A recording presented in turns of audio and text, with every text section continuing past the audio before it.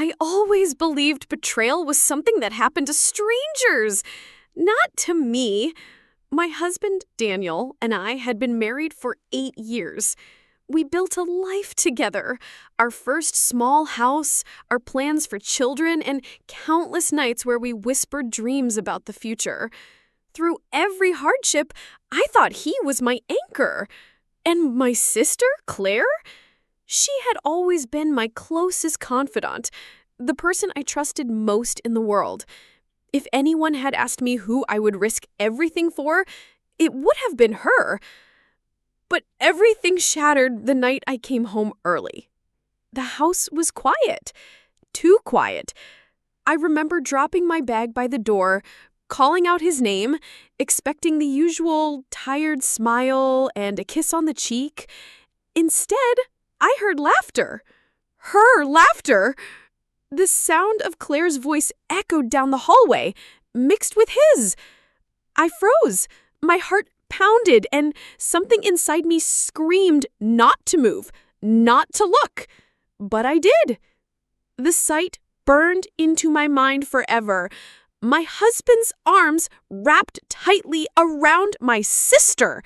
They weren't embarrassed. They weren't caught off guard. They looked at me as if I was the intruder in my own home. Claire smirked, tilting her head in that condescending way she used to when we were kids, and Daniel's face was stone cold, as though I had no right to question what I had just seen. "Finally," she said with a bitter laugh, "now you know." I stood there, unable to breathe, unable to speak. My husband, the man I had shared my life with, the one who had vowed to protect me, had not only betrayed me, but done so with the one person I trusted above everyone else. I stumbled back, shaking, my heart pounding in my ears. I expected apologies, excuses, anything. But instead, Daniel simply said, "You'll be fine. You've always been strong. Claire makes me happy. You'll get over it." The cruelty in his words was worse than the betrayal itself.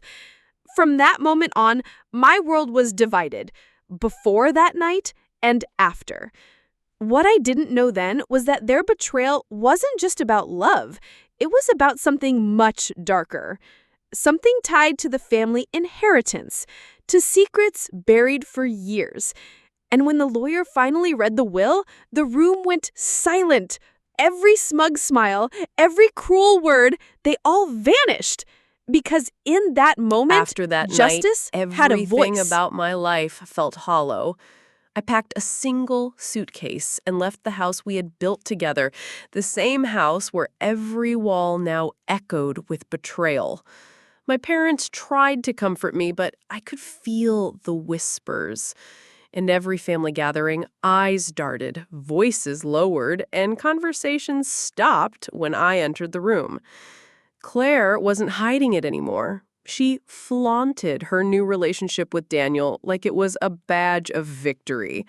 They appeared at dinners, hand in hand, smiling like they had stolen something precious and were proud of it. What cut deeper than the betrayal itself was how normal everyone acted. Some of my relatives even dared to say, "At least Daniel stayed in the family," as if my pain was some kind of twisted joke. I wanted to scream, but instead I sat in silence, swallowing every insult like poison. And every time I thought I couldn't fall lower, Claire found a new way to push me further down. She began wearing my jewelry, pieces my grandmother had given me. She even showed up at a party in one of my dresses. When I confronted her, she smirked and said, "It suits me better." But underneath her arrogance, I noticed something else, a flicker of desperation. She was always talking about money, about how she and Daniel deserved more than the scraps life had given them. She complained about the cost of the wedding they were already planning together. My wedding dress hadn't even gathered dust, and already she was measuring herself for hers. Then came the day of my mother's death. It was sudden, a storm none of us expected. Amid the grief, one truth loomed. the inheritance. My mother had assets, property, savings, everything she and my father had worked for. And I knew, deep down, that Daniel and Claire's sudden union wasn't just about love. It was about what came next. The days before the will reading were unbearable. I overheard hushed conversations between Claire and Daniel. Words like, "It'll all be ours soon," and "she'll walk away with nothing." They thought I was broken, powerless, a shadow of the woman I once was. And maybe I was. But a part of me, buried under all that pain, started to burn with quiet rage. When the lawyer sent out the notice for the family to gather for the reading, the atmosphere turned poisonous. Everyone dressed in black, pretending grief, while their eyes glittered with greed. Claire arrived on Daniel's arm, wearing pearls that belonged to my mother. She smiled at me across the room, a predator certain of her victory. I sat in silence, my hands trembling, waiting for the moment the truth would be revealed. And though I didn't know what the will contained, I felt it in my bones. This wasn't just about property or money. This was about justice. What Claire and Daniel didn't know was that my mother had seen through their lies long before I had. And when the lawyer opened the folder and began to read, the smug grins on their faces started to falter. The day of the will reading felt like walking into a courtroom where my life itself was on trial. The lawyer's office was quiet, but the silence carried weight, thick with expectation. Black leather chairs lined the polished oak table. The smell of old books and fresh ink filled the room, and every breath I took echoed like thunder in my chest. I sat at the far end of the table, alone, my black dress modest compared to the glimmering jewelry Claire wore. Daniel leaned close to her, whispering in her ear. Every time his lips moved, she smirked. Their confidence was nauseating. I knew they had convinced themselves my mother had left everything to them, that I was already erased from the story of this family. The lawyer, Mr. Caldwell, adjusted his glasses and opened the thick folder in front of him. The shuffle of papers silenced the room. Claire crossed her legs, Daniel clasped her hand under the table, and several of my aunts leaned forward, eyes gleaming like vultures waiting to feast. According to the last will and testament of Margaret Whitfield, the lawyer began, his voice steady but cold, all assets, properties, and financial accounts are to be distributed. He paused, scanning the room with professional calm, equally between her daughters, Anna and Claire. For a second, the air froze. Claire's confident smile wavered, just slightly, but she quickly forced it back, squeezing Daniel's hand like she was still in control. Equally, she repeated aloud, her voice dripping with mock sympathy. Well, at least she left you something, Anna. But Mr. Caldwell wasn't finished. He cleared his throat, flipping another page. However, there are conditions. Every head snapped back to him. Claire shifted in her seat, her knuckles turning white as she gripped Daniel's hand harder. Condition 1, Mr. Caldwell continued, his voice echoing like a gavel. Neither daughter may sell, transfer, or liquidate assets without full disclosure of their financial status to the estate trustee. A low murmur spread across the room. Claire's face reddened, her jaw tightening. Daniel leaned closer, whispering furiously. She hissed back, her smile cracking. And condition 2, Mr. Caldwell paused again, this time with a flicker of, was it amusement? Should any act of betrayal, deceit, or moral misconduct against family be discovered, the guilty party's share will be revoked entirely, and transferred to the other beneficiary. The silence was deafening. My heart pounded in my ears. Everyone turned their heads slowly toward Claire and Daniel. Whispers erupted, spreading like wildfire. Claire slammed her hand against the table. "This is ridiculous," she snapped, her voice breaking. "Mother would never. She wouldn't write something like that." But Mr. Caldwell remained unshaken. He pulled out an envelope, its seals still intact. "Your mother anticipated your reaction, Miss Clare. She left evidence." He slid the envelope across the table, directly toward me. My hands trembled as I picked it up.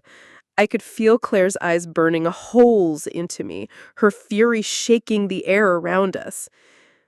I opened the envelope slowly, every second dragging the room deeper into suspense. Inside was a letter, handwritten in my mother's delicate script. The words were simple, but they cut like a knife.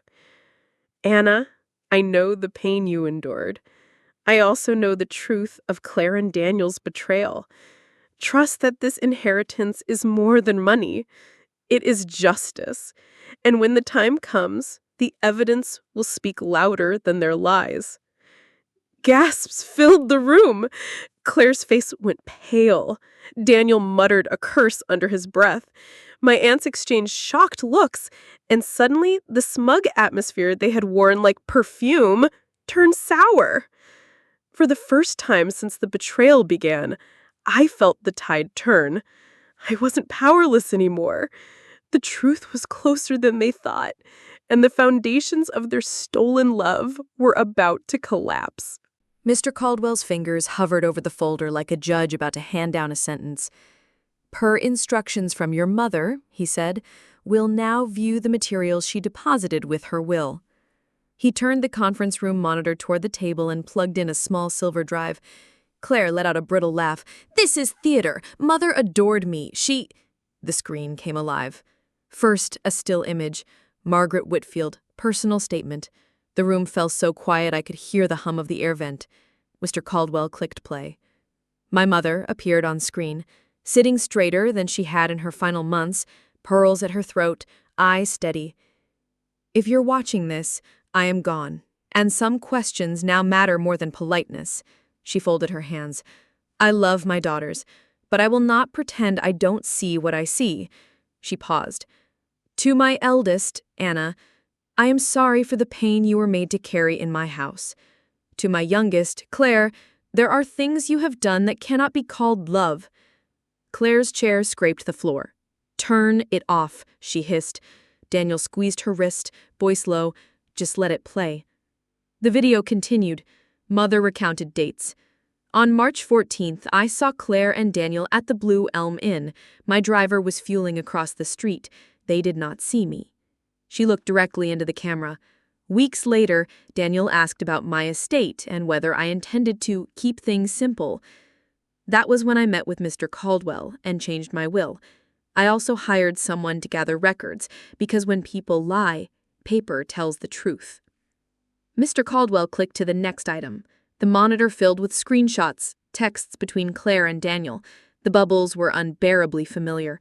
I knew his phrasing like I knew my own heartbeat. "Daniel, once her mother passes, we're clear. You'll have half, and I'll finally breathe." Claire, "Anna is too soft to fight. Just keep her calm. We'll move the antique bracelets before the reading." Daniel, "Don't text about the bracelets." Gasps rippled across the table. An aunt put her hand to her mouth. My father, who had sat stone still until now, shut his eyes. "Fabrications," Daniel snapped, rising to his feet. "Anyone can fake texts." "Metadata," the cousin at the end of the table said, the same one who'd spoken at the family dinner in my other life. He leaned forward, eyes narrowed. "Timestamps, device IDs, these are real." Another click. Receipts, a pawn shop ticket bearing Claire's signature, a bank statement showing a cash deposit 2 days later, security footage stills of Daniel and Claire entering the shop. Claire's composure bled away. She said, "That bracelet was mine," but even she didn't believe it. Mr. Caldwell spoke evenly. The Whitfield emerald bracelet was cataloged in Mrs. Whitfield's estate inventory 5 years ago. Selling or moving it prior to distribution is a violation. Enough! Claire stood, palms flat on the table, voice shaking. This is a witch hunt. Anna fed Mother these stories because she's jealous. She always has been. Mr. Caldwell didn't flinch. He opened one last file. My mother again, but closer now, the camera catching the lines that only grew softer when she smiled. Jealousy is not my daughter's sin. Trust was. She trusted the wrong people. If you are tempted to argue, Claire, remember that you sat in my kitchen, looked me in the eyes, and told me you would take care of your sister if she cooperated. I heard more than you thought. Mother's expression didn't waver. If betrayal is proven, my will directs that the guilty party's share be transferred to the other. Mr. Caldwell has full authority to execute. The screen went black. No one spoke. Outside the window, a siren wailed and faded, like the city itself exhaled. Claire pointed at me, desperation cracking through. Say something. You're loving this. Admit it. You always wanted to be the favorite. I pushed my chair back, heart steady in a way it hadn't been for months. I wanted a sister, I said. You wanted a stage.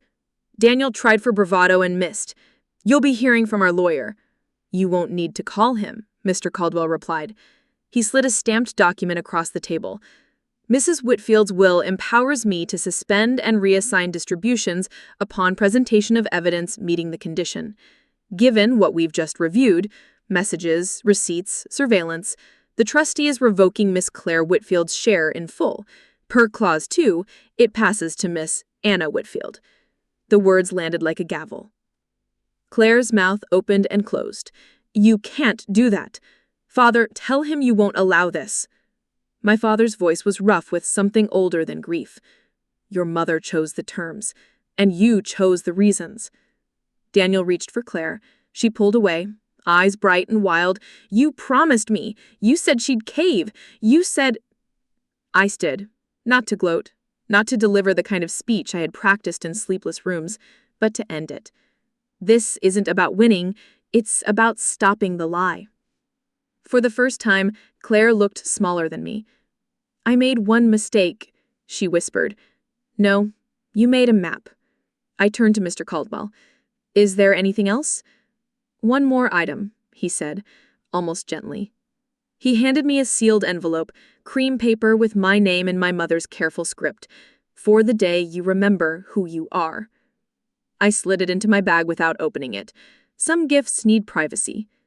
When we walked out, the corridor felt brighter. Relatives murmured excuses, pretended they had never smiled at my sister's audacity. Daniel and Claire lingered inside, voices rising, plan unraveling now that there was no money to cushion its fall. At the elevator, my father touched my shoulder. Your mother was proud of you, he said. She didn't see me at my worst, I replied. She saw you stand. That's all any of us can ask. The elevator opened. I caught my reflection in the metal. Tired, yes, but unbroken. In the mirrored panels behind me, the conference room door swung wide. Claire stumbled out, mascara streaked, Daniel a step behind her, both of them suddenly aware there was no audience left to convince. They had come to collect an inheritance. Instead, the truth collected them. The silence after the will reading did not last long. Within hours, the news spread through the family like fire on dry grass. Relatives who once praised Claire now avoided her calls. Daniel's business partners, who had been at the reading, quietly pulled back from deals. And for the first time in years, the two of them weren't in control. They were cornered. I returned home that evening with the envelope my mother had left me. I didn't open it yet. Just knowing it was there felt like a shield. Instead, I sat at the kitchen table, letting the reality sink in. Everything they had tried to steal was now mine. But more than the money, it was the justice, the vindication that left me shaking with something close to relief. Claire, on the other hand, unraveled fast. She called me, once, twice, then 20 times. I let them all go to voicemail. Her messages swung wildly between rage and desperation. "You'll regret this, Anna. We're still sisters. Mother would want you to forgive me. Daniel made me do it. He promised me things. Please, don't take it all." Each word revealed what I had already suspected. Her love for him was never real. It had always been about control, about money, about taking what wasn't hers. Daniel tried too.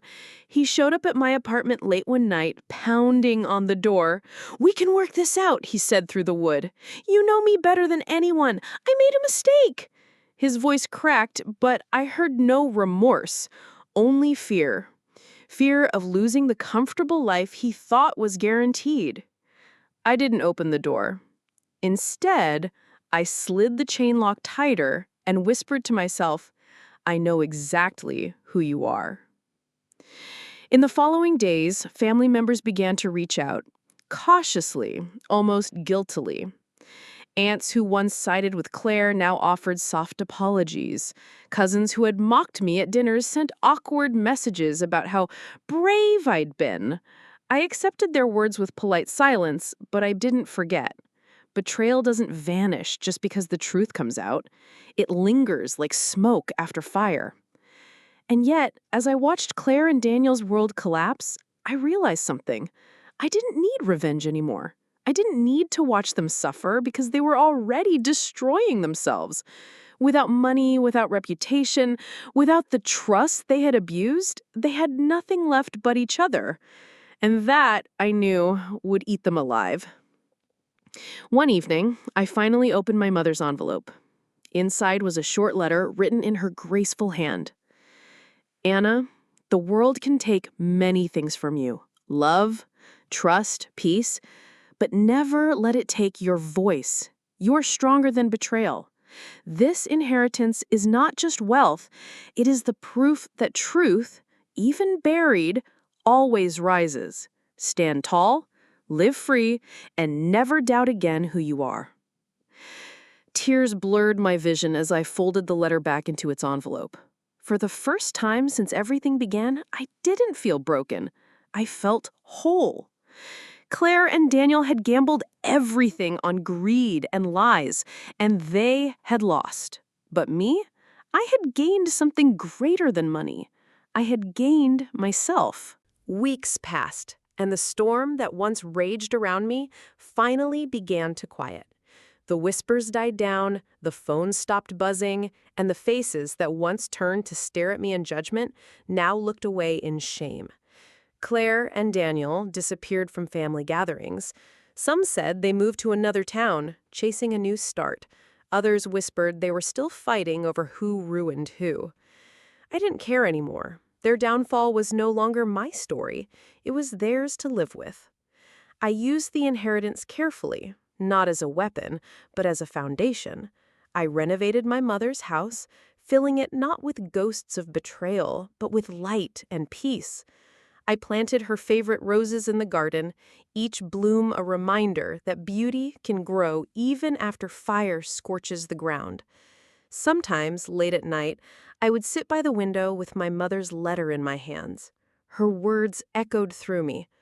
Truth, even buried, always rises. She had seen the betrayal long before I had, and she left me not just money, but the strength to stand tall when everything crumbled. For a long time, I thought revenge would heal me. I thought exposing them, watching them fall, would be enough. But the real healing came afterward, in the quiet moments, in the strength I found within myself, in the freedom of no longer carrying their lies on my back. One day, as I walked through town, I caught my reflection in a shop window. I stopped, not because I didn't recognize myself, but because for the first time, I truly did. No longer the woman defined by betrayal or by silence, but someone stronger, sharper, and unafraid. Claire and Daniel had taken so much from me, but in the end, their betrayal gave me something they could never steal back: the courage to live my life on my own terms. The inheritance didn't just change my future. It reminded me that I was worth more than every lie ever told about me. And as I closed my eyes that night, I whispered to myself the words I once thought I'd never believe again. I am free.